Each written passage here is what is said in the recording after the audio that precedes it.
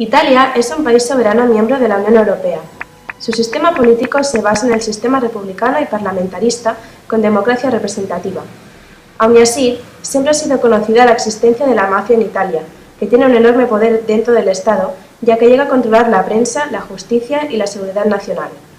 El asesinato de Giovanni Falcone en 1992, un magistrado que se dedicó a investigar la mafia y el crimen organizado en Italia, desató la campaña de Manos Limpias, liderada por el fiscal Antonio Di Pietro.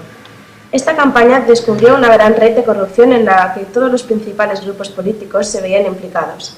De todas formas, tras años de investigaciones, la realidad es que el panorama político italiano hoy en día no ha cambiado mucho.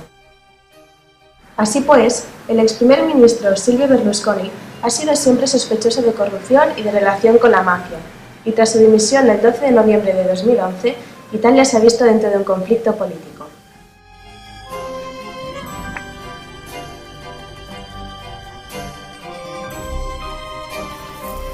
Silvio Berlusconi es un político, empresario e inversionista italiano y fundador de Mediaset. Fue además el fundador y presidente de Forza Italia, que luego se integró a la coalición política del Pueblo de la Libertad. Llegó finalmente a ser presidente del Consejo de Ministros de Italia en 3 ocasiones. Su primer periodo de gobierno empieza en 1994, cuando irrumpió en la política italiana en un momento crucial para el país: el hundimiento de los partidos que habían dominado la República Parlamentaria de la posguerra, provocado por la campaña Mani Pulite o Tangentopoli contra la corrupción institucional. Dispuesto a ocupar el hueco dejado por la Democracia Cristiana y en parte el Partido Socialista, lanzó un partido personalista, Forza Italia.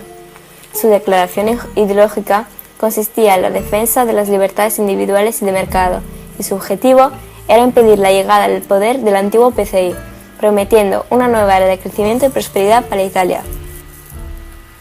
Seducido por la posibilidad de una gestión pública tan exitosa como la gestión privada de los negocios, el pueblo italiano votó en masa al polo del centro-derecha liderado por Forza Italia e integrado también por la Alianza Nacional y la Liga Norte.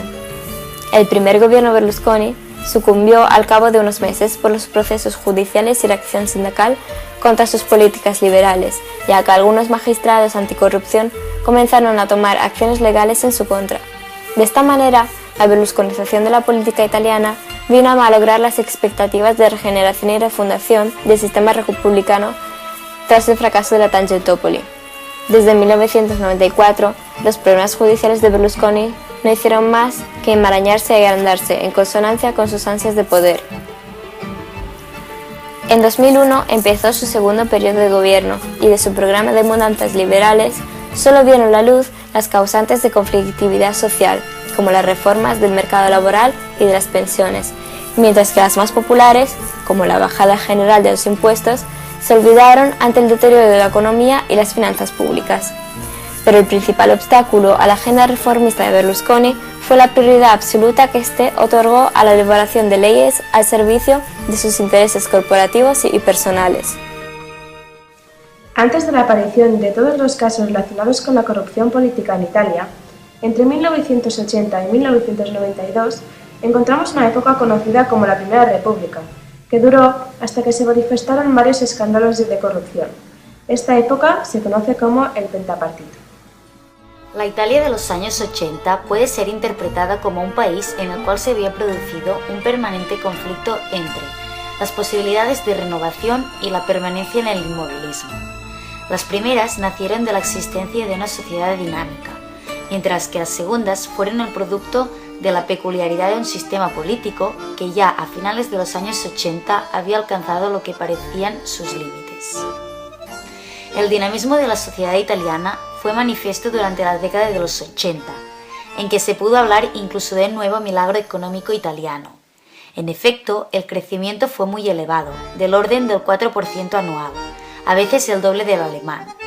La contrapartida resultó el mantenimiento de un paro también elevado y de una inflación muy difícil de dominar. En el terreno político, la década de los 80 supuso un cambio fundamental. En 1979, por primera vez en los 3 últimos años, salió el Partido Comunista Italiano de la peculiar mayoría gubernamental creada por el sistema de voto de no desconfianza.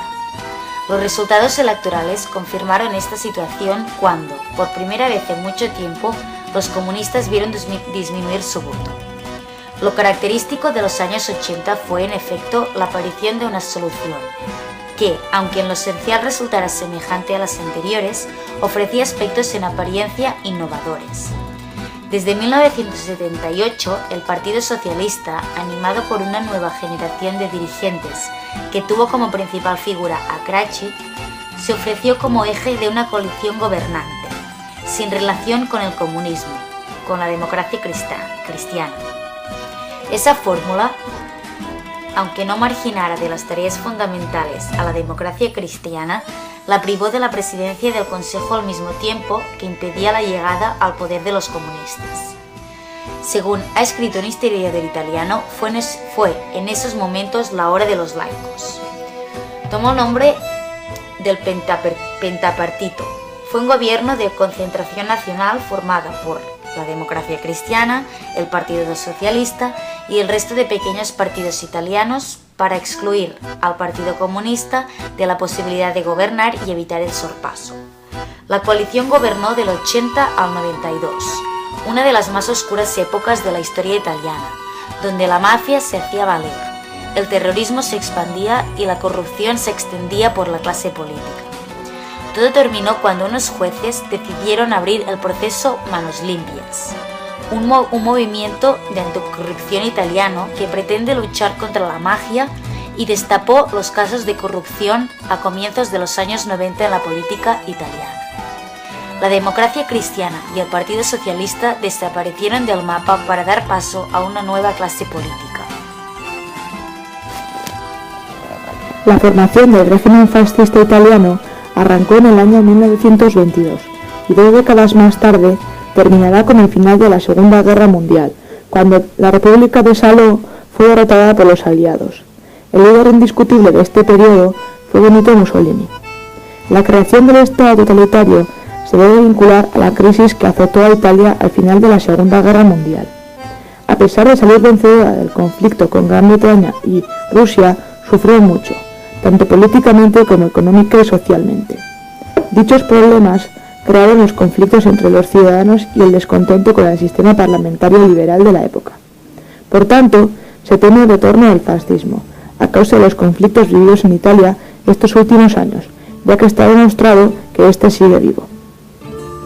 En diciembre de 2006 se celebró una manifestación en Roma, en contra del Partido Democrático de Prodi.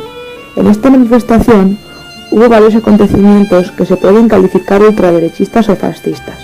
Por ejemplo, una avioneta enseñaba un cartel que decía «Silvio, te echamos de menos», o manifestantes que gritaban «Viva il Duce». En 2008 hubo elecciones en las que Prodi se retiró y Berlusconi tomó el mando por segunda vez con Alianza Nacional. Con este cambio de poder y las manifestaciones anteriores, parece que algunas costumbres del antiguo régimen fascista están volviendo a despertar, sin que nadie haga nada para pararlo. Por ejemplo, entre 2005 y 2008 se registraron 262 casos de violencia fascista contra jóvenes de los centros sociales, inmigrantes, gays y gitanos. Y por si fuera poco, cada año 600.000 italianos dejan su tarjeta de visita en la tumba de Benito Mussolini.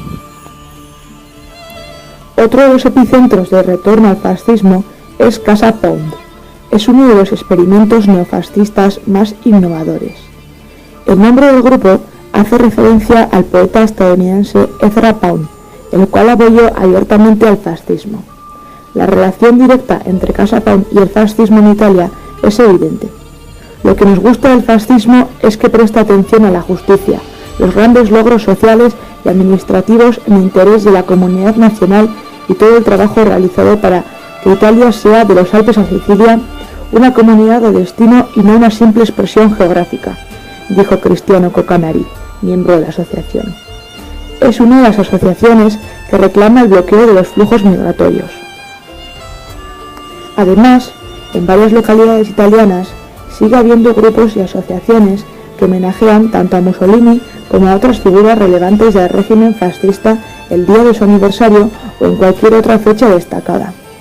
Por consiguiente, después de analizar la situación en Italia, Es evidente que sigue habiendo defensores del fascismo y que este no está tan erradicado como parece estar.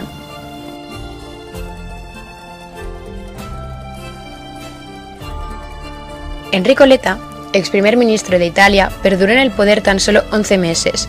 ¿Cómo puede ser posible? ¿De verdad esperaban que en menos de un año fuera capaz de terminar con toda la actual crisis italiana? Un día por otro apareció Matteo Renzi, actual primer ministro italiano, pidiendo la resignación de Letta. El día siguiente había 136 votos a favor, 16 en contra y 2 abstinencias. Lo que sucedió es que Matteo Renzi recibió una comisión de parte de Giorgio Napolitano, presidente de la República, para realizar un gobierno de coalición con el fin de terminar con la crisis italiana. Cuando recibió todos los apoyos necesarios, incluidos los del partido de Angelino Alfano, partido centrista, quien al principio no parecía del todo seguro, ya que no sabía si el futuro programa gubernamental incluiría ideas del centro-derecha. Alfano afirmó que a él no le importaba quién fuese la persona del Partido Democrático indicada de formar gobierno. Sus intereses habían quedado más que claros y finalmente fueron a su gusto. Volviendo a las preguntas iniciales, la respuesta a todas estas dudas puede ser respondida con una simple palabra: corrupción. Pensamos que la resignación de Enrico Letta es el resultado de la obra de la manipulación. Hay alguien que estaba moviéndole como si se tratase de una marioneta, moviendo los hilos según sus intereses propios. Si desplazaba un hilo hacia la derecha, ahí estaba Enrico Letta, como si se tratase de un perro hambriento tras un cacho de carne. Pero por desgracia, no es el primer caso dado. Y lo que ha sucedido es que el artista, por decirlo de una manera metafórica, está simplemente aburrido y cansado y necesita otra nueva a la cual poder empezar a manejar, ya que la antigua le ha resultado ineficiente. La corrupción y el abuso de poder son dos conceptos prácticos, ya que están demasiado presentes en el territorio italiano. Las instituciones italianas deberían iniciar una lucha seria en contra de la evasión de impuestos, la corrupción y la malversación de los fondos públicos. 21 años después del proceso Tangentopoli, o también conocido como Manos Limpias, proceso que se inició en 1992 con el fin de investigar todos los casos dados de corrupción, los cuales incluían a figuras estatales de la política italiana, con el fin de terminar de una vez por todas. Y la situación, desgraciadamente, ha cambiado muy poco. Los males de esos años siguen presentes. Es necesaria una profunda reforma.